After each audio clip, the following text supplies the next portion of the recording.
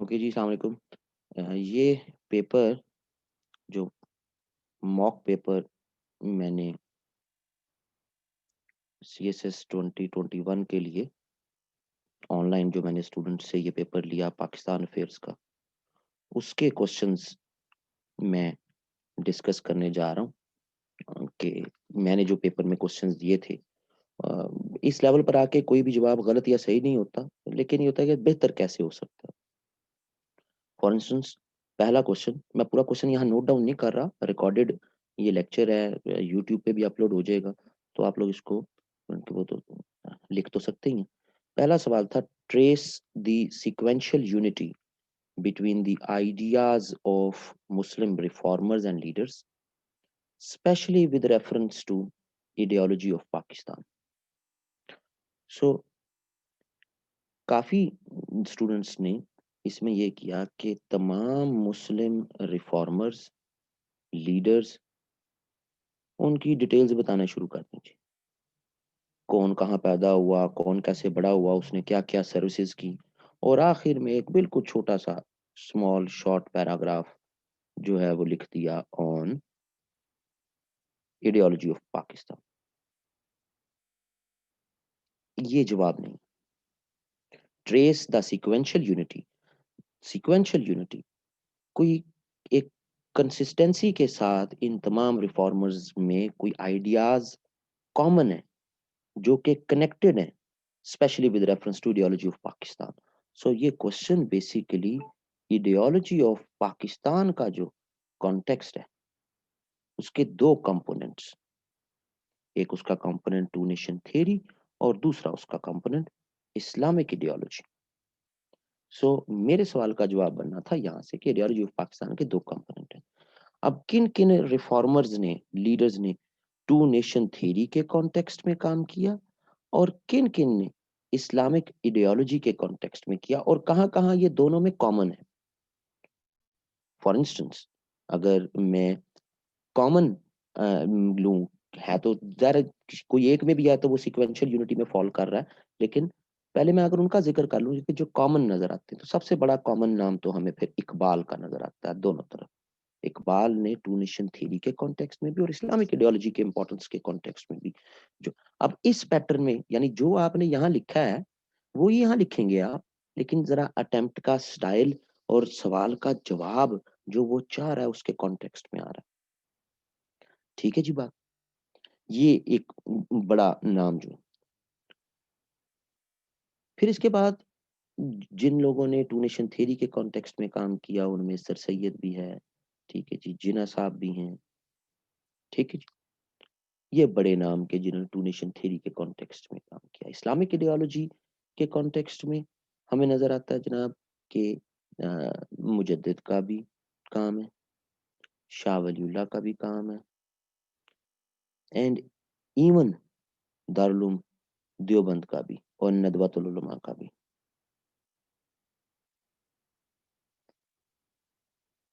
सो कुछ रिफॉर्मर्स, ये चलो ये नदवतुल उलमा में के अंदर फिर रिफॉर्मर्स और इसके देवबंद के भी अंदर, तो इस्लामिक आइडियोलॉजी के कॉन्टेक्स्ट में जिसके आगे फिर आपने बताने भी हैं यूनिवर्सलिज्म, ठीक है जी, डिग्निटी, ह्यूमन राइट्स, उसके सफेयर को भी आपने बताना। सही है जी। सो इस तरह से इस सवाल का जवाब आना था, लेकिन फिर भी मैंने मार्जिन दिया। जिन स्टूडेंट्स ने अलग-अलग भी लिख दिया तो मैंने उनको भी मार्क्स दे दिए कि कोई डिस्करेज ना हो, लेकिन एक आइडियल जवाब वो आइडियोलॉजी ऑफ पाकिस्तान से आपने शुरू करना है कि आइडियोलॉजी ऑफ पाकिस्तान है क्या, उसके कंपोनेंट्स क्या हैं, और उन कंपोनेंट्स में फिर जिस जिसने सर्व किया है उसकी उनकी एक्टिविटीज और आइडियोलॉजी ऑफ पाकिस्तान में एक सीक्वेंशियल यूनिटी हेंस प्रूव्ड बन गई। ये सवाल का कोई एक आधा पेपर है कि जिसमें ये बात कंक्लूड की गई कि हाँ जी ये सीक्वेंशियल यूनिटी है। सब ने बस नोट डाउन करके डिटेल में बस चीजों को लिख दिया। तो आई एम होपफुल कि ये सवाल आप चाहे दोबारा इस सवाल को मैंने जब बोला है तो आप लोग नोट डाउन कर लें और उसके बाद इसको दोबारा अटेम्प्ट करने की कोशिश करें। ये इस तरह के क्वेश्चंस हैं कि जो ये नहीं है कि सीएसएस 2021 के लिए इंपॉर्टेंट है। ये इवन जो लोग इसको बाद में भी सुनते रहेंगे, पाकिस्तान अफेयर के का ये पोर्शन तो तकरीबन फिक्स्ड पोर्शन ही है, हर पेपर में 8 10 15 20 साल बाद भी ये रेलिवेंट रहना इसी तरह। सेकंड क्वेश्चन फिर इस पेपर का, that was single national curriculum offers more problems than prospects.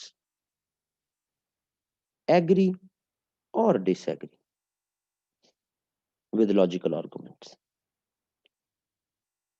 अब मोस्ट ऑफ द स्टूडेंट्स ने क्या किया, उन्होंने what is single national curriculum इसकी डिटेल्स बताना शुरू कर दी। ये नहीं करना, डिटेल सारी बता के और आखिर में एक क्रिटिकल एनालिसिस का हेडर दे के और एक शॉर्ट पैराग्राफ या एक आधे पेज में बात। असल तो सवाल का जवाब ही यही था। उसने तो आपसे आपकी ओपिनियन पूछी है, उसने आपसे ये तो नहीं कहा right a detailed note on single national curriculum. तकरीबन एक आधा पेपर छोड़ के सब ने यही किया कि सिंगल नेशनल करिकुलम की डिटेल बता दी, वो भी बिल्कुल नेसेंट स्टेज में है लेकिन उसकी डिटेल्स बता दी। तो आपने तो इस को एग्री और डिसएग्री करना है कि इससे इसके कुछ प्रोस्पेक्ट्स हैं या इससे जो है वो प्रॉब्लम्स ही होनी। सो आइडियल सिनेरियो में तो इसका जवाब आना है कि जनाब इसके प्रोस्पेक्ट्स भी हैं और इस पर क्रिटिसिज्म भी है। आप 4 से 5 बहुत होते हैं 20 नंबर के सवाल के लिए, 4 से 5 प्रोस्पेक्ट्स बता दें, 4 से 5 क्रिटिसिज्म्स बता दें और एक कंक्लूजन बता दें। और ऐसे सवालों में कंक्लूजन और इंट्रोडक्शन बहुत इंपॉर्टेंट होता है कि education is all about environment. Single national curriculum से आप ओवरऑल एक एनवायरनमेंट क्रिएट कर पाएंगे, that will remain an issue because it is highly impossible. ये मेरा ओपिनियन है, आप इससे डिसएग्री भी कर सकते हैं, लेकिन एक आइडियल जवाब ये है कि आपने उसको what is single national curriculum की डिटेल नहीं बतानी, बताना भी है तो एक पैराग्राफ में बस इसको ये कंक्लूड करें बस। आपने उसके प्रोस्पेक्ट्स या उसके प्रॉब्लम, अब इसमें वेरिएशंस हो सकती हैं, ये गलत या ठीक सवाल नहीं हो सकता, वो होता ही नहीं कोई। हाँ, जिसने जितना रीड किया हुआ उसके कॉन्टेक्स्ट में उसके प्रोस्पेक्ट्स और उसके क्रिटिसिज्म्स में वेरिएशन हो सकती है, लेकिन असल जवाब ये है, ये समझने की कोशिश करनी है कि वो आपसे जो बात पूछ रहा है उसका जवाब देना है आपने उसको। चाहे आपको सिंगल नेशनल करिकुलम सारा रट्टा लगा हुआ है और काफी स्टूडेंट्स ने तो इसको एसए के लिए तैयार किया हुआ था, उन्होंने एसए के कॉन्टेक्स्ट में बुलेट्स में ही इसका जवाब दे दिया। ये प्रैक्टिस नहीं चलानी चाहिए यहाँ पे, ये ज़हन में रखिएगा जी कि आपने हेडर दिया प्रोस्पेक्ट्स और आपने नीचे को 10-15 ए बी सी डी एक एक लाइन में एक एक लाइन में एक एक लाइन में, जब मैं ए बी सी लिख रहा हूँ तो मतलब नीचे आपने एक शॉर्ट पैराग्राफ लिखना है, पैराग्राफ्स में हेडर देना है, पैराग्राफ्स में बात करनी। तो वो काफियों ने ये किया कि जी एक एक दो दो लाइन में बात लिख के अगला अगला अगला, ये बुलेट फॉर्म की अटेम्प्टिंग अगर आप एफपीए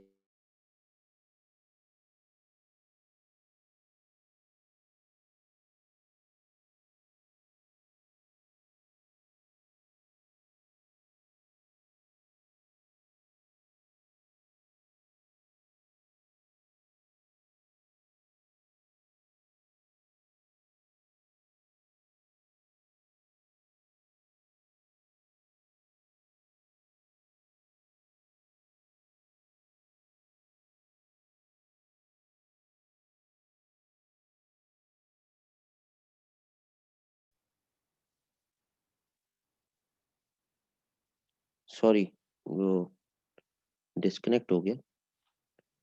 तो जनाब कंपलसरी के पेपर में, पास पेपर्स में, प्लस जो आपका इवन आईआर का पेपर, तो उसमें क्लियरली लिखा हुआ उसने 2016 और 17 की अगर आप एग्जामिनर रिपोर्ट्स उठा के देख लें, क्लियरली मेंशन है कि जनाब स्टूडेंट्स नोट्स फॉर्म में, बुलेट्स फॉर्म में, हेडर्स, स्मॉल हेडर्स की फॉर्म में जवाब लिख के ऐसे जैसे क्रैम किया हुआ जवाब लिखती हैं। ये प्रैक्टिस नहीं करनी, आपने वहां पर एक्सप्रेस करना है, डिटेल में लिखना है। सो ये बुलेट फॉर्म के आंसर ऐसे की आउटलाइंस चला दी मेजॉरिटी ऑफ द स्टूडेंट्स ने सिंगल नेशनल करिकुलम के जवाब में। पॉइंट्स बड़े अच्छे थे, बहुत जबरदस्त लिखा हुआ था, लेकिन वो मार्क्स नहीं देगा। क्यों? क्योंकि वो ऐसे की आउटलाइन तो नहीं माँग रहा आपसे, आपसे आपकी ओपिनियन माँग रहा है और ओपिनियन एक्सप्रेस होती है। सो आई बिलीव कि इस तरह के सवालों में आप 4 से 5 हेडर्स में अपनी बात कर लें with an introduction, with a conclusion, that is sufficient 30 जो मिनट्स में आप ये बड़ा अच्छा लिख सकते हैं इसको। ये इट्स क्वाइट यानी कि ईज़ी, क्वाइट रेलेवेंट। जिसकी राइटिंग स्पीड तेज़ है वो 6 का हेडर बना ले, लेकिन इससे ज़्यादा की ज़रूरत नहीं है। तो बुलेट फॉर्म में 2-2 लाइनों की जवाब में अच्छा इसका ये भी नहीं मतलब कि जिन्होंने डिटेल में लिखा है, अब कइयों ने डिटेल में लिखा है without any header, without header, कोई हेडर दिया ही नहीं। एग्ज़ामिनर को इरिटेट नहीं करना, वो उसको आपका जवाब ढूँढना ना पड़े जी। उससे एक्सपेक्ट ना करें कि वो एक-एक लाइन पढ़ के वो सर्च करेगा कि आप कहना क्या चाहते हैं। वो उसको एक्सप्रेस हो रहा हो जवाब आपका, हेडर्स दिए हों अंडरलाइन करके और कि वो कटिंग ना हो रही हो। एक आधे पेपर में बहुत ज़्यादा कटिंग भी थी, मैंने स्टूडेंट को एक्सप्रेस कर दिया था टेलीफ़ोन पे, उसको बता दिया था। याद रहे कि ये जो कंपल्सरी के पेपर्स जब चेकिंग के लिए जाते हैं, इवन ऑप्शनल के भी, तो ये क्लियर इंस्ट्रक्शंस होती हैं कि भई अगर कोई फैक्चुअल छोटा-मोटा कोई एरर है तो उस पे जो है लीनिएंसी रखें, लेकिन presentation and art of argumentation इसको एग्ज़ामिनर जो है वो ज़्यादा देखे। So it's all about presentation and art of argumentation.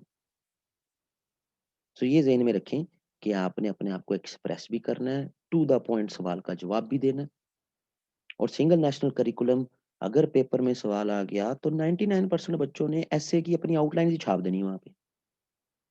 ये बड़ी गलत प्रैक्टिस होगी। सो आई एम होपफुल कि और स्टूडेंट ये समझ रहा होता है कि जी मैं उसको मैक्सिमम चीज़ें बता दूँ बस, जितना मेरे पास इल्म है, मैं सारा उसको बस बता दूँ, ऐसी गलती ना करें। नेक्स्ट क्वेश्चन बलूचिस्तान से रिलेटेड तीसरा क्वेश्चन मैंने पेपर में पूछा था और था जी कि Balochistan has become a battlefield Balochistan become battlefield not only for regional but global players as well. अब इस सवाल के जवाब में भी जनाब मैं उसको बलूचिस्तान पे एक बिल्कुल एक एक आप कह रहे हैं ना जिसको आप फेस शीट कहते हैं, 1 टू 2 पैराग्राफ्स वो मैं बताऊँगा। और इसमें अल्हम्दुलिल्लाह स्टूडेंट्स ने बलूचिस्तान का एरिया गलत बताया। स्पेलिंग की तो इतनी बेसिक मिस्टेक्स कर दी। भई आपको एक चीज़ का नहीं पता आप उसको ना मेंशन करें। वो अच्छा इंप्रेशन नहीं पड़ता एग्ज़ामिनर पे। रिकोडक की स्पेलिंग गलत लिखती है, इवन क्वेटा की स्पेलिंग गलत लिखती है। गवादर का मैप बनाया और मैप अगर तो आप मैप में बहुत अच्छे हैं तब बनाएँ जी। अब लेट अस अज़्यूम कि मतलब कि ये लेट अस अज़्यूम पाकिस्तान है, गवादर बिल्कुल यहाँ कॉर्नर पे है, चाबहार उसके साथ यहाँ पे। अब कइयों ने यहाँ गवादर बना दिया। सो ये काम ना करें। मैप वही बनाए जिसको मैप की अंडरस्टैंडिंग है, जो मैप बनाना जानता है। सुनी-सुनाई बातों पे कि जी मैंने तो मैप बनाए थे तो आप भी बना दें और ये ना करें। अगर आप उसमें अच्छी हैं, आप कोई उसकी आउट ऑफ द वर्ल्ड जाके उसको चीज़ें नहीं बता रहे। वो कइयों ने बना के यूँ एरो बना दिए, यूँ एरो बना दिए चाइना की तरफ, यूँ इंडिया की तरफ, यूँ ईरान की तरफ। हाँ जी। सो वो काइंडली इस तरह के काम ना करें। वो हँसता है एग्ज़ामिनर के यार ये क्या जो है वो मुझे को इम्प्रेस करने की कोशिश कर रहा है। हाँ, ये काम उस वक़्त अच्छे लगते हैं जब आपका जवाब इतना ज़बरदस्त हो कि उसको लगे कि जनाब ये तो क्या बात है, बहुत अ, अच्छा हो गया। ख़ैर 1 से 2 पैराग्राफ की फेस शीट आपने बलूचिस्तान की बता दी। अब आगे मेजॉरिटी ऑफ द स्टूडेंट्स ने क्या किया? उन्होंने हेडर दिया इसी तरह battlefield for regional and global. चलो जी, एक ही हेडर दिया और उसके बाद शुरू हो गए। पहला हेडर इंडिया का दे दिया, दूसरा चाइना का दे दिया, तीसरा ईरान का दे दिया, चौथा यूएस का दे दिया। हाँ जी। मैं इस सवाल के जवाब में जाऊँगा, तो मैं उसको तो पहले बलूचिस्तान का एक फेस शीट बताऊँगा। फिर उसके बाद मैं उसको बताऊँगा कि जनाब, और मैं इसमें जो है वो साथ ही इम्पोर्टेंस भी थोड़ी-सी एक पैराग्राफ की बलूचिस्तान की बता दूँगा। फिर मैं बताऊँगा जनाब रीजनल प्लेयर्स की राइवलरी। मेरा हेडर रीजनल प्लेयर्स का होगा। मैं रीजनल प्लेयर्स में इंडिया का ज़िक्र करूँगा, मैं ईरान का ज़िक्र करूँगा, ठीक है जी। मैं एक आधे पेपर में मिडल ईस्ट का ज़िक्र हुआ था जी, उससे ज़्यादा नहीं, मैं मिडल ईस्ट के प्लेयर्स का ज़िक्र करूँगा। फिर मैं मूव करूँगा जो है वो ग्लोबल प्लेयर्स की तरफ। मैं ग्लोबल प्लेयर्स में जाऊँगा, फिर मैं चाइना का ज़िक्र करूँगा, मैं यूएस का ज़िक्र करूँगा, और ग्लोबल प्लेयर्स मेरे फिर वो स्टेट्स नहीं हैं, उसमें फिर नॉन स्टेट एक्टर्स भी, उनकी भी गूंज हमें सुनने को आ रही है। सो मैं नॉन स्टेट का भी ज़िक्र करूँगा। सो मैं अपने सवाल को तोड़ूँगा, रीजनल प्लेयर का अलहदा, ग्लोबल प्लेयर्स का अलहदा ज़िक्र करूँगा। और ऐसे सवाल में उसने मेरे से जब पूछा ही नहीं है कि रेमेडीज़ क्या करनी है, तो एवें ही मैं रेमेडीज़ के हेडर बना के और पेज पे पेज भरता जाऊँ, मुझे ज़रूरत नहीं है। मैं अपने कंक्लूजन में ही उन रेमेडीज़, उन सजेशंस को इनकॉर्पोरेट कर दूँगा, that would be sufficient. Presentation, art of presentation, कि मैं अपने एग्जामिनर को बता रहा हूँ भाई कि मैंने रीजनल प्लेयर्स को और ग्लोबल प्लेयर्स को अलग-अलग जिस तरह तूने पूछा है, मैंने बता दिया। ये एक मेरे नज़दीक ये एक सीधा-सीधा सवाल है, और मैं कोई क्रिटिकल एनालिसिस अलग से देने की, भाई मैं यहाँ जो बातें कर रहा हूँ वो क्रिटिकल एनालिसिस ही है। हर सवाल में एक ही फ़ॉर्मूला नहीं चल जाता कि क्रिटिकल एनालिसिस करने में। इस पेपर में तो जो मैंने पूछा ये है ही क्रिटिकल एनालिसिस का पेपर। हाँ, अगर वो आपको पूछे discuss the importance of Balochistan and evaluate problems of Balochistan keeping in view the regional and global rivalries. अब वो जब इस तरह का सवाल पूछ ले, तो यहाँ पर वो इम्पोर्टेंस और राइवलरीज को कनेक्ट करके पूछ रहा है। वहां पर मैं जो है वो ठीक है, फेस शीट थोड़ी सी बढ़ा दूंगा, और क्रिटिकल एनालिसिस का हेडर चलाना चाहूँ तो मैं चला लूँ। यहाँ तो वो उसने मुझे सीधा सीधा पूछ लिया, Balochistan has become a battlefield not only for regional but global player as well. So ये तो सेटल फैक्ट है कि उसने आपको कह दिया कि बैटलफील्ड है। मुझे उसमें जाने की डिटेल में नहीं, ये सारा काम जो है वो बस 1 टू 2 पैराग्राफ में मैं बता दूँ बस। छोटे-छोटे पैराग्राफ में 70 टू 80 वर्ड्स का paragraph, that would be sufficient. और बाकी मैं सीधा-सीधा सवाल के जवाब भी। काफ़ी लोगों ने अच्छा लिखा, लेकिन मिक्स करके लिखा। सो उसको एक प्रेज़ेंटेबल वे में लेके चले जाएँ तो ज़्यादा बेहतर है। काफ़ी स्टूडेंट्स को फिर भी खुमार होता है कि नहीं, हमने क्रिटिकल एनालिसिस का हेडर देना है, तो इस कंक्लूजन की जगह क्रिटिकल एनालिसिस कर दो। इतना ही अगर बहुत आग लगी हुई है, बस पैटर्न में रहें, तो वो मेहरबानी होगी। 4th question, do you agree that Pakistan's economy is victim of swings in international market trends? It started with the collapse of Bretton Woods model, continued till global lockdowns, recent lockdowns and COVID pandemic. 1970s की IMF की जो power enhance होती नजर आई Brayton would model के collapse होने से लेके all the way till lockdowns across the globe. ये जो कुछ इंटरनेशनल मार्केट में होता रहा है उसका पाकिस्तान की इकोनॉमी पे इम्पैक्ट हुआ। ये अब उन स्टूडेंट्स के लिए सवाल था कि जो जिन्होंने इकोनॉमी की डोमेन में और पॉलिटिकल इकोनॉमी की डोमेन में अच्छी प्रिपरेशन की हुई है। सब स्टूडेंट्स के लिए सवाल नहीं होते सारे पूरे पेपर में। इस सवाल के जवाब में आपने उनको बताना था कि जनाब, हम 1970s ऑनवर्ड्स हम इंडस्ट्रियलाइजेशन की तरफ तो फोकस ही नहीं किया। हमारे जो प्राइमरी प्रोडक्ट्स रही हैं हमेशा, तो रिजल्टेंटली 1970s में जब ब्रेटन वुड मॉडल कोलैप्स हुआ है, तो हमें भी दुनिया की तरह डॉलर चाहिए थे, हमने डॉलर बोरो किए। और ये डॉलर जो हैं वो आपके इंटरनल प्रॉब्लम्स की वजह से और इंटरनेशनल मार्केट के ट्रेंड्स 1980s की न्यो कंजर्वेटिव ट्रेंड्स की वजह से, वो आपके इंटरेस्ट रेट्स, पूरे ग्लोब का इशू हुआ ये। वो हमारी दस्तरस से बाहर हो गए, हम पे बैक नहीं कर सके, coupled with corruption and other aspects. 1997 की एशियन फाइनेंशियल क्राइसिस ने भी पाकिस्तान को डिस्टर्ब किया। सही है जी। वॉर ऑन टेरर ने भी फिर, क्योंकि इसने भी हमें जो है वो डिस्टर्ब किया। इंटरनेशनल मार्केट का ट्रेंड तो वॉर ऑन टेरर से भी बदला, एशियन फाइनेंशियल क्राइसिस से भी बदला, 1980s के इंटरेस्ट रेट से भी बदला, 70s के ब्रेटन वुड मॉडल से भी बदला, 2008 के ग्लोबल फाइनेंशियल क्राइसिस से भी। क्योंकि जिन कंट्रीज को हम ज्यादा एक्सपोर्ट्स करते थे, वो सब में ये, यूएस में, जापान में, सब में ये 8 से 12 में इशू आए। यूरोप में यूरोजोन डेट क्राइसिस आया 2012 का, यूरोप के साथ हमारी एक्सपोर्ट्स इफेक्ट हुई। और फिर अब ये लॉकडाउन्स, लॉकडाउन्स ने हमारी एक्सपोर्ट्स को, हमारी मार्केट को, इंपोर्ट्स को भी, इवन इकोनॉमिक स्लो डाउन हो गया। सो एक पूरा कॉन्टेक्स्ट के, कहने का मतलब कि पाकिस्तान जैसी इकोनॉमी हमेशा इंटरनेशनल मार्केट पे डिपेंडेंट रही है। वो मार्केट्स जो, वो डोमेस्टिक मार्केट्स जो इंटरनेशनल मार्केट के ट्रेंड्स पे ज्यादा डिपेंड करती हैं, वो उनकी प्रॉस्पेरिटी, उनकी प्रोग्रेस, उस पे क्वेश्चन मार्क लग जाते हैं। जो अपनी डोमेस्टिक प्रोडक्टिविटी को एनहांस रखते हैं, वो अपने लिए वे आउट निकालते रहते हैं। सो ये इस पैटर्न पे सवाल था, हर स्टूडेंट के लिए तो नहीं था, लेकिन उसका एक स्ट्रक्चर जो है कि कैसे इंटरनेशनल मार्केट्स के ट्रेंड्स बदलते नजर आए और उसका कैसे कैसे इम्पैक्ट नजर आया। और फिर नॉट टू मेंशन यहाँ पर जो पॉलिटिक्स ऑफ सैंक्शंस है, ये भी एक मार्केट का ट्रेंड है। ईरान के साथ, ईरान पे सैंक्शंस लगी, हमारी ईरान के साथ एक्सपोर्ट्स इफेक्ट हुई, अच्छी खासी इफेक्ट हुई,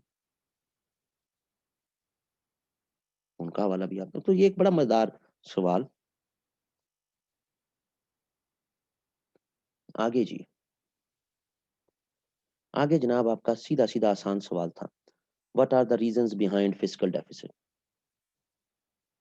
ऑफ पाकिस्तान और practical remedies to address it. अच्छा, इसको भी काफी स्टूडेंट्स ने ऐसे बना दिया, बुलेट्स में छोटे छोटे पॉइंट, छोटे छोटे पॉइंट, कॉजेज फिस्कल डेफिसिट की को 15-20 बुलेट्स में एक एक दो दो लाइन में बता दी। ये नहीं कर रहा काम।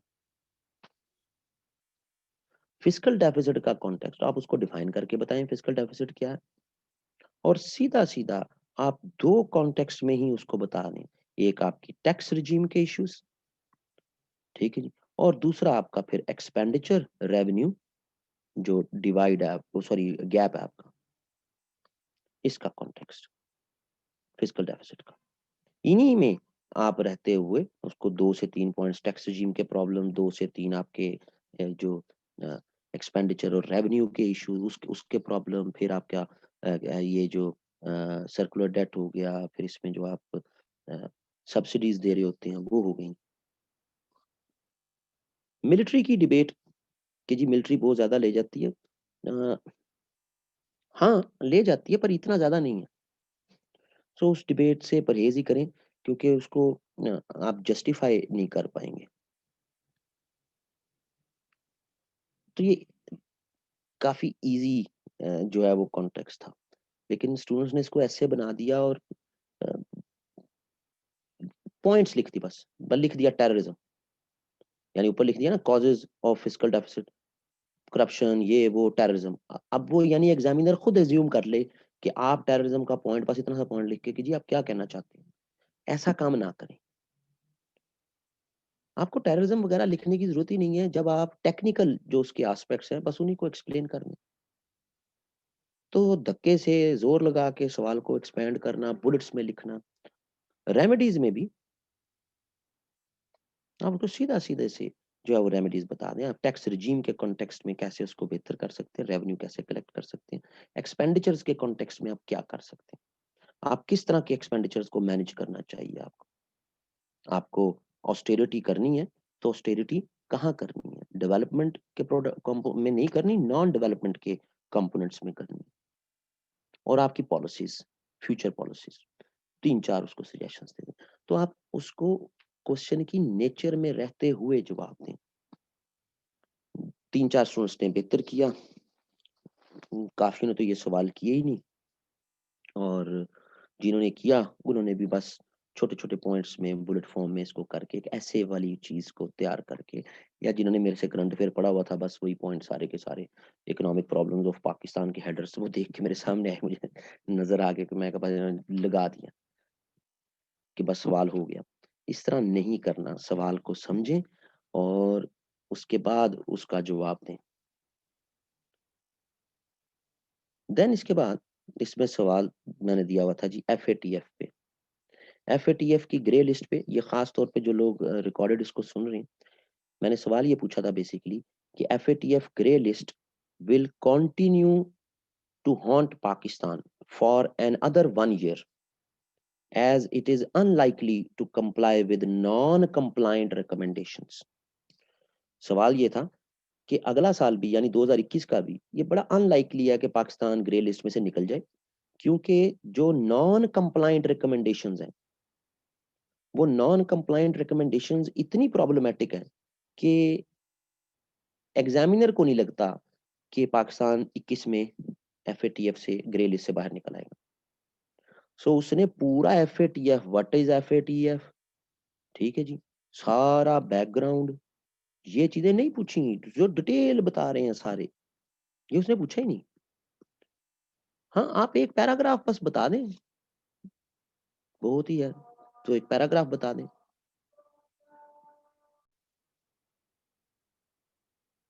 जी जनाब, तो हम एफएटीएफ पे बात कर रहे थे कि एफएटीएफ का आपको उसके बैकग्राउंड, उसकी डिटेल्स वो तो नहीं पूछी उसने, उसने सीधा-सीधा जो पूछा उसको वो जवाब दें। तो उसमें एक पैराग्राफ में आप बता दें एफएटीएफ क्या है, उसका एक बैकग्राउंड बता दें, इससे ज़्यादा की ज़रूरत कोई नहीं। अब उसने आपसे पूछा है कि it is unlikely to comply with non compliant recommendations. सीधा आए उन नॉन कंप्लायंट रिकमेंडेशंस पे, रिकमेंडेशन 1 है, रिकमेंडेशन 6 है, रिकमेंडेशन 28 है, रिकमेंडेशन 38 है। ये खास तौर पर 4, इन्हीं की डिटेल्स बताएँ। इन्हीं में बताएँ कि कैसे ये प्रॉब्लम है हमारे लिए, ठीक है जी? हर रिकमेंडेशन का हेडर, उसकी नेचर और उसी को डिटेल में बताएँ एंड देन इसको कंक्लूड कर दें। क्यों आपको लगता है कि ऐसा पॉसिबल नहीं? कंट्रीज़ के साथ बायलैटरल एग्रीमेंट्स करना। क्यों हम independent autonomous anti money laundering unit नहीं बना पा रहे? समझ आ रही? क्यों ब्रांचलेस बैंकिंग पर एतराज़ है? और क्यों हमारे प्रोएक्टिव और रेडीनेस पर एफएटीएफ को शक है? तो आप उसी के कॉन्टेक्स्ट में जवाब दें, इधर-उधर जाने की ज़रूरत कोई नहीं है। जो उसने पूछा है वो जवाब दें। आपको जितना मर्ज़ी एफएटीएफ पता हो भाई, जो उसने पूछा उसका जवाब आता है तो तब बताएँ, वरना परहेज़ करें। कोई और सवाल कर लें। अगले सवाल पे जाने से पहले आप लोगों को जब आपके पेपर मिलेंगे, तो कइयों ने क्वेश्चन नंबर 1 में बहुत ही एवरेज स्कोर किया होगा। क्वेश्चन नंबर 2 में बहुत ही एवरेज स्कोर किया होगा। क्वेश्चन नंबर 3 में बड़ा अच्छा स्कोर किया होगा। काफ़ियों ने बलूचिस्तान का सवाल पहले किया और पेपर चेकर को यानी कि मुझे पसंद नहीं आया जवाब कि यार ये जवाब नहीं बनता इस सवाल का जिस तरह किया। तो आप कोशिश ये करें कि सवाल को फ़ील करें, उसको अब्ज़ॉर्ब करें कि इसका एग्ज़ैक्ट एक्यूरेट जवाब देना है मैंने, और जो आपका बेस्ट क्वेश्चन है, उसको क्यों नहीं पहले लिखते आप?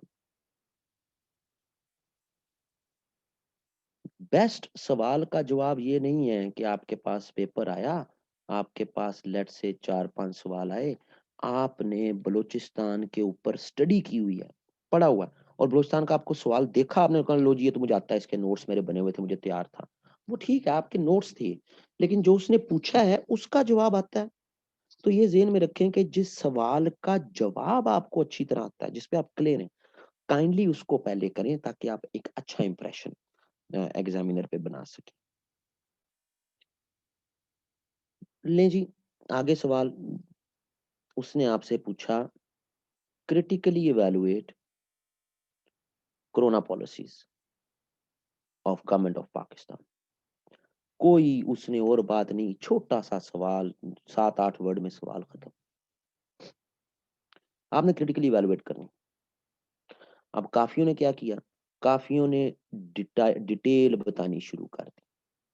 फैक्ट्स की डिटेल 2 से 3 पेजेज़ में लिख के और उसके बाद जनाब क्रिटिकल इवैल्यूएशन का हेडर दे के एक पैराग्राफ लिख दिया। असल जवाब तो ये था, ये तो नहीं उसने पूछा क्रिटिकली इवैल्यूएट करें। आप क्या समझते हैं? उसने आपसे डिस्क्रिप्शन तो नहीं मांगी ना, डिटेल्स तो नहीं मांगी। सो ये ओपिनियन बेस्ड क्वेश्चन था। काफियों ने ये किया, बहुत कम स्टूडेंट्स हैं कि जिन्होंने उसको एक पैराग्राफ में बस की पॉइंट्स लिखे, फैक्ट्स, और उसके बाद वो आ गए उसकी इवैल्यूएशन पे। आइडियल अटेम्प्ट इसकी ये जो होती है कि जनाब इसमें जो है वो इसके मेरिट्स और उसके डीमेरिट्स, उसकी पॉजिटिव साइड और उसकी डार्क साइड, इस तरह जवाब देने। लेकिन मेयरली सिर्फ डिटेल्स बता के, और वो भी दो पेजेस में, 3 पेजेस में ले जाएं। सो आपकी बात कहाँ है? आपकी बात तो ये आ रही है ना कि जो आप क्या समझते हैं। ज़ाहिर है वो भी आपने इधर-उधर से रीड करके, आर्टिकल्स को देख के, टीचर से, किसी से पढ़ के ही बनाई हैं चीज़ें, लेकिन उस वक़्त तो वो आपकी बात ही है ना। इन हेडर्स में रहते हुए, चाहे इनको आप इसके बीच में ले आएँ कि देखिए जी जो पॉजिटिव पॉइंट्स हैं, वो ये पॉजिटिव पॉइंट्स हैं, इनका फ़ायदा हुआ। वो भी उसको एक्सप्रेस करना है। ये अज़्यूम ना करें कि एग्ज़ामिनर खुद ब खुद समझ जाएगा। लेट्स से कि आप एहसास प्रोग्राम के बारे में क्या समझते हैं? तो उसको मेयरली, लेट्स से आप समझते हैं ये पॉजिटिव साइड थी जी। आपने बताया जी एहसास प्रोग्राम गवर्नमेंट ने शुरू किया, इतने पैसे दे दिए, ब्ला, ब्ला, ब्ला, फुल स्टॉप। चलो अगला हेडर। नहीं, उसमें अपनी बात बताएँ कि ये कैसे अच्छा था। ये बात समझ आ रही है? कितनी बात लगनी, 2 से 3 लाइनें लगनी है बस, लेकिन उसको एक्सप्रेस करें। दबाएँ मत अपने आप को, एक्सप्रेस करें। हर चीज़ आप नहीं लिख सकते, लेकिन जो लिखें उसको पूरे एक्सप्रेशन के साथ अपनी बात उसको कन्वे कर दें। आखिरी सवाल, ये भी तमाम स्टूडेंट्स के लिए नहीं था। Discuss the British policies from 1909 till 1935 specially with reference to minority rights.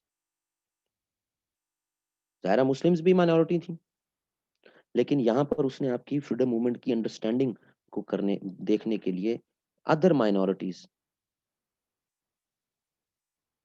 इनके लिए क्या किया। और ज़ाहिर है अब इस फेज में 3 ही तो ये एक्ट हैं, 1909 का एक्ट है, 1919 का एक्ट है और 1935 का एक्ट है। कई स्टूडेंट्स ने लखनऊ पैक्ट का भी ज़िक्र कर दिया। हालाँकि वो ब्रिटिश पॉलिसी तो नहीं थी, वो तो कांग्रेस और मुस्लिम लीग की यूनिटी थी। सो 3 एक्ट्स, और 3 एक्ट्स के कॉन्टेक्स्ट में इंडिया की माइनॉरिटीज़ के लिए क्या-क्या प्रोविज़न एग्ज़ेक्टिव काउंसिल में, लेजिस्लेटिव काउंसिल में, ठीक है जी, सेपरेट इलेक्टोरेट्स के कॉन्टेक्स्ट में, रिप्रेजेंटेशन के कॉन्टेक्स्ट में, जॉब्स के कॉन्टेक्स्ट में, दैट वुड बी सफिशिएंट। लेकिन इस सवाल के जवाब में काफ़ी मायूसी हुई। काफ़ी स्टूडेंट्स इसको मुस्लिम पर्सपेक्टिव में लिखते रहे, और कई तो ब्रिटिश पॉलिसीज़ की बजाय दिल्ली मुस्लिम प्रपोज़ल, 14 पॉइंट्स और ये चीज़ें भी लिखते रहे, जबकि उनकी ज़रूरत एज़ सच जो है वो नहीं थी। ये था जी जो अ, एक रिकॉर्डेड फॉर्म में बताना था कि जो मैंने पेपर में ये 8 सवाल दिए थे कि इन 8 में से आपने सवालों के जवाब करने हैं। याद रखिएगा जी, जो आपने नोट्स पढ़े हैं, जो आपने पॉइंट्स याद किए हैं, पेपर में, सवाल में उनको मनोमन छाप देना, इस प्रैक्टिस को, नोट्स को वहाँ पे रिप्रोड्यूस करना, ये नहीं होगा जी। ऐसा काम ना करें। बुलेट्स में वन लाइनर जो है वो बस पॉइंट लिख के और आगे एग्जामिनर खुद ही अज्यूम कर ले, ये नहीं होगा जी। क्वेश्चन की नेचर उसको समझना है, वो पूछना क्या चाह रहा है। अगर वो आपको आता है तब उसको जवाब दें, अगर नहीं आता तो जनाब अगले सवाल पे चले चले। जो है वो जरूरी नहीं है कि उसको उसी ऑर्डर में सवालों का जवाब देना है कि उसने जो क्वेश्चन नंबर 2 पहले पूछा तो मैं उसको क्वेश्चन नंबर 2 के पहले जवाब दूं। आपको जो मोस्ट सुटेबल, आपको बेहतर लगता है सवाल, आप उसका पहले जवाब दें। इसमें ऐसी कोई ऐसी बात नहीं है कि जी वो क्या समझेगा, इतना टाइम नहीं होता समझने-सुमझने वाला, उसने आपके पेपर को ही समझना है बस। सो ऐसी कोई तरीके नहीं कि ऑर्डर जिस तरह पेपर में है उसी तरह ही आपने सवालों के जवाब देने हैं। और एक आधा पेपर था जिसमें मुझे कोटेशंस मिल गई, एक आधी लाइन की। चलो नहीं भी होती तो कोई इश्यू नहीं, लेकिन क्लियरली एक इंट्रोडक्शन का उसको हेडर दें। उस इंट्रोडक्शन में जो आपने सवाल का जवाब में आपकी ओपिनियन है, वो ओपिनियन उसको समराइज़ करके बताएँ, उसमें उसको हिस्ट्री पूरी की पूरी उस टॉपिक की, ठीक है? तो उसको वो समराइज़ करके बताएँ, उसकी सिग्निफिकेंस से रिलेटेड या उसके क्रिटिसिज़्म से रिलेटेड जो आप समझते हैं, वो 2-3 लाइनें बताएँ। 1 पैराग्राफ 70 टू 80 वर्ड्स का that is sufficient. Then nature of question में जो हेडर हैं, उसके मुताबिक आपका नेक्स्ट हेडर बन रहा। सिंपल, ये ज़हन में रख लें बात। अब उसमें आप फर्दर सब हेडर देना चाहते हैं, आइडियल मैं तो यही करूँगा कि मैं उसके फर्दर सब हेडर दूँगा। 3-4 मैं या 2-3-4 जितने भी मैं सब हेडर दूँगा। वो मैंने दे दिए और उसके बाद उस क्वेश्चन का अगर दूसरा पार्ट है, तो मैं यहाँ पैराग्राफ्स में लिखूँगा। अगर दूसरा पार्ट है, तो मैं यहाँ पे ज़रा बिल्कुल 1 लाइन में नहीं लिखूँगा, हर एक में मैं 4 से 5 लाइन्स लिखूँगा। अगर दूसरा पार्ट है, मैं उसके दूसरे पार्ट का हेडर दूँगा, उसके भी 2-3 सब हेडर्स दूँगा मैं, 2-3 है दे दें, 4 दे दें और देन मैं उसको कंक्लूड करूँगा। लेकिन अगर उसने सिंगल पार्ट पूछा है, तो मैं फिर यहाँ पर 8 टू 10 लाइन्स में हर पॉइंट को बड़ी डिटेल में उसको बताऊँगा, ताकि मैं अपने पूरे कर सकूँ जो है वो वर्ड्स पूरे कर सकूँ। एक आइडियल क्वेश्चन 600 टू 700 वर्ड्स का होना चाहिए। इट डज़न्ट मैटर कि अब वो आप 3 पेजेज़ में कर लें, वो आप 4 पेजेज़ में हो रहा हो, कुछ की राइटिंग तंग होती है, कुछ की खुली होती है, एक नेचुरल आपका फ्लो होता है। बहुत तंग भी नहीं होनी चाहिए, बहुत खुली भी नहीं होनी चाहिए। बहुत तंग में भी वो इरिटेट होता है और बहुत खुली में उसको लग रहा होता है कि हमें बस ये शीटें भर रहा है बंदा ना। सो उसको प्रेज़ेंट करें, पेपर से जान ना छुड़ाएँ। आधे से ज़्यादा पेपर इस तरह के हैं कि जिनमें ऐसे लगा कि बस स्टूडेंट ने जान छुड़ाई है। पेपर आपकी क्रिएशन है जी, आपने क्रिएट किए हैं जवाब उधर बैठ के। ये आपकी औलाद जैसे हैं, बच्चा है आपका पेपर, या आपने क्रिएट किया है। उसको बड़ा अच्छा सा जो है वो सजा के अच्छी तरीके से नीट एंड क्लीन कॉन्टेक्स्ट में एग्जामिनर तक पहुंचाएं। उसको अच्छी फील आनी चाहिए पेपर को, उठाए पहला पेज ही देखे तो उसको एक अच्छी फील आनी चाहिए, ये जरूरी है। Thank you very much ji.